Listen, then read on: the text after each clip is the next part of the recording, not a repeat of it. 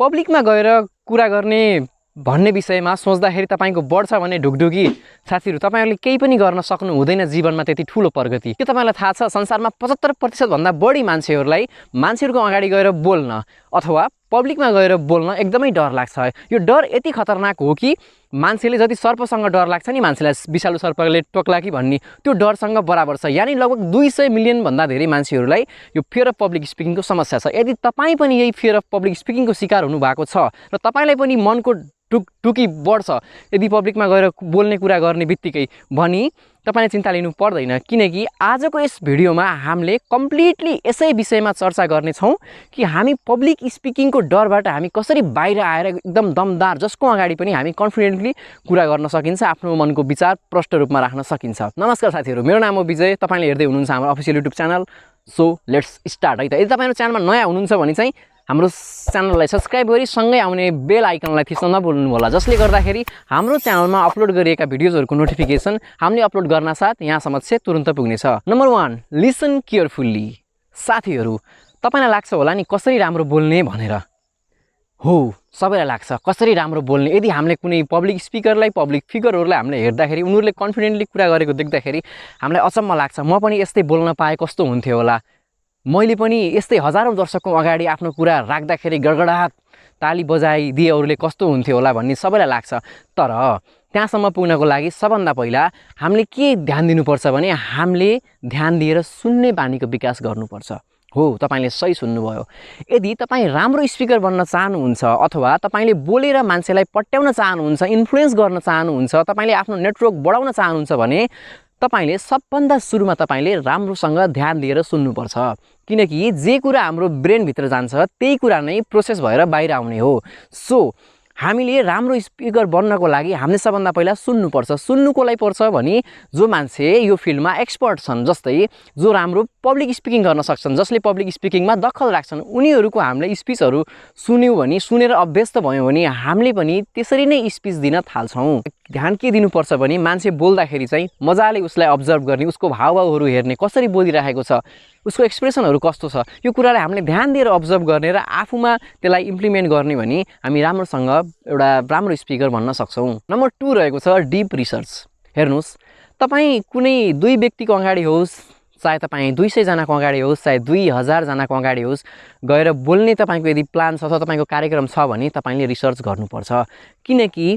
तपाई गएर त्यहाँ बोल्दाखेरि त कुन टपिकमा बोल्ने हो त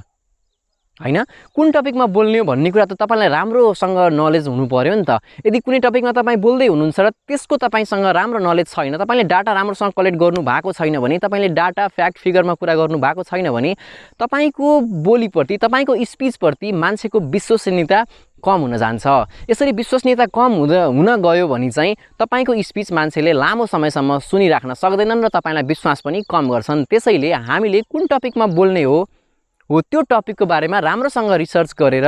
हामीले त्यसबाट डाटाहरु तथ्याङ्कहरुलाई लिएर हामीले राम्रोसँग त्यसलाई प्रेजेन्ट गर्यौं भने यसबाट तपाईको स्पीच पनि राम्रो सुन्छन् र अर्को कुरा एउटा के फाइदा हुन्छ भने प्लस पोइन्ट चाहिँ जस्तै तपाईले अध्ययन गरेर जानु भएको छ भने चाहिँ तपाईको कन्फिडेन्स लेभल पनि गजबको हुन्छ यदि तपाईले अध्ययन नै गर्नु भएको छैन भने त्यतिबेला तपाईलाई डर लाग्छ के बोल्ने कसो गर्ने कस्ता मान्छे आउने हुन् कसो हुने हो भन्ने कुरा डर लाग्छ त्यसैले यदि राम्रो स्पिकर बन्न चाहनुहुन्छ भने तपाईले नम्बरमा तपाईले रिसर्च गर्नै पर्छ चाहे तपाई 2 मिनेटको स्पीच दिन जाँदै हुनुहुन्छ चाहे तपाई 20 मिनेटको स्पीच दिन जाँदै हुनुहुन्छ चाहे तपाई 2 घण्टाको स्पीच दिन जाँदै हुनुहुन्छ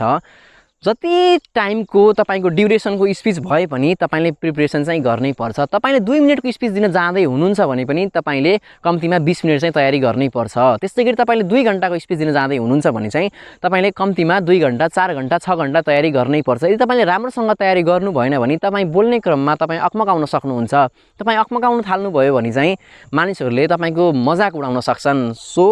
यो सबै कुराहरुबाट हामी बच्नको लागि र एउटा राम्रो इन्फ्लुएन्सर बन्नको लागि एउटा राम्रो स्पिकर बन्नको लागि चाहिँ हामीले तयारी गर्नुपर्छ तयारी तपाईले जसरी पनि गर्न सक्नुहुन्छ तयारी गर्ने धेरै माध्यमहरु छन् तपाईले आफ्नो मन मिल्ने साथी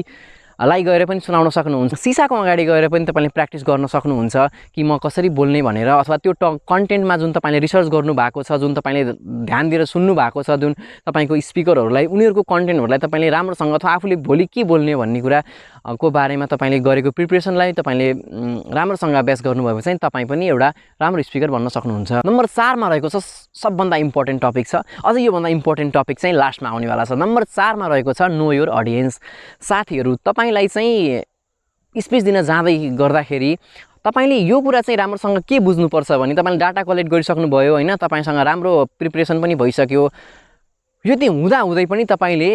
आफ्नो अडियन्सहरूलाई राम्रोसँग चिन्नु भएन, अथवा त्यहाँ कस्तो खाले अडियन्स आउँदैछन्, उनीहरूको उमेर समूह के हो, उनीहरूको रुचि केमा छ, उनीहरूले कस्तो खाना खान्छन्, उनीहरूको बोल्ने तरिका कस्तो छ, यति सबै कुराहरू तपाईँले रिसर्च गरेर जानुभयो भने चाहिँ तपाईँ त्यो अडियन्ससँग कनेक्ट हुनुहुन्छ। उनीहरूले तपाईँबाट के चाहन्छन् भन्ने कुरा, उनीहरूको मनोभावहरू तपाईँले राम्रोसँग बुझ्नुहुन्छ र तपाईँले यसरी रिसर्च गरेर गएर बोल्नुभयो भने चाहिँ तपाईँको स्पिच प्रभावकारी हुन्छ र तपाईँको स्पिचले चाहिँ त्यहाँको अडियन्सको वास्तवमै प्रब्लम सल्भ हुन्छ। सल्भ भएन भने पनि तपाईँको अडियन्सहरूको प्रब्लम एड्रेस हुन्छ। प्रब्लम एड्रेस भयो भने पनि अथवा तपाईँसँग कनेक्ट गऱ्यो भने चाहिँ तपाईँलाई सुन्ने चान्सेस बढी हुन्छ र तपाईँ सक्सेसफुल स्पिकर बन्न सक्नुहुन्छ। नम्बर 5 मा रहेको छ यो सबै स्टेप फलो गरिसकेपछि पनि मानिसहरूले मलाई भन्ने गर्छन् कि मैले सबै तयारी गरिसकेँ तर मलाई के डर लाग्छ भने मलाई कसैले केही भन्ने हुन् कि म बिगारेँ भने चाहिँ मान्छेले केही भन्ने हुन् कि मेरो मजाक उडाउने हुन् कि हजारौँ दर्शकको अगाडि मेरो मजाक बन्ने हो कि भनेर मलाई क्वेसन सोध्नुहुन्छ। यसमा चाहिँ के छ भन्दाखेरि तपाईँले आफ्नो स्पिच भनेको अरूलाई इम्प्रेस गर्नको लागि बोल्नुभन्दा पनि स्टार्टिङमा है तपाईँले इम्प्रेस गर्नको लागि बोल्नुभन्दा पनि तपाईँले आफूलाई एक्सप्रेस गर्नको लागि बोल्ने भनेर तपाईँले आफ्नो माइन्डसेट गराउनु होला। किनकि जब तपाईँले आफूलाई एक्सप्रेस गर्ने तरिकाले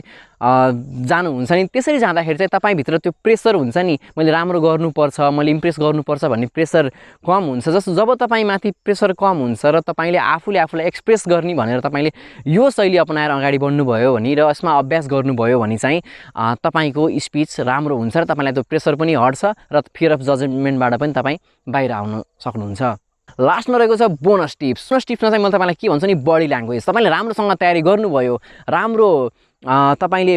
प्र्याक्टिस गर्नुभयो होइन, तपाईँले डाटा पनि राम्रो कलेक्ट गर्नुभयो, तपाईँलाई फियर अफ जजमेन्ट पनि तपाईँले हराइसक्यो माइन्डमा, तपाईँले एक्सप्रेस गर्न जाने भनेर बुझ्नुभयो। यति हुँदाहुँदै पनि लास्टमा के हुन्छ भने तपाईँले राम्रोसँग बडी ल्याङ्ग्वेज तपाईँको राम्रो छैन भने तपाईँले राम्रो इम्प्रेसन छोड्न सक्नु हुँदैन। किनकि हेर्नुहोस्, तपाईँको 7 देखि 8% मात्रै कन्टेन्ट तपाईँको भर्बल कन्टेन्टले काम गर्छ कि जब तपाईँको बाँकी बचेको तपाईँको 50-55% तपाईँको